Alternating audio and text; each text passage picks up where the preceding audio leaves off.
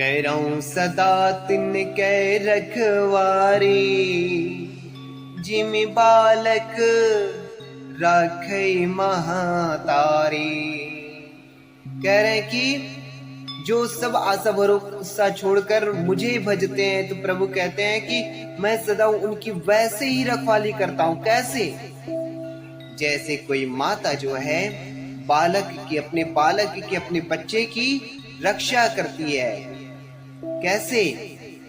गह शिशु बच्च अनल अहि धाई, तह राखै जननी अरगाई।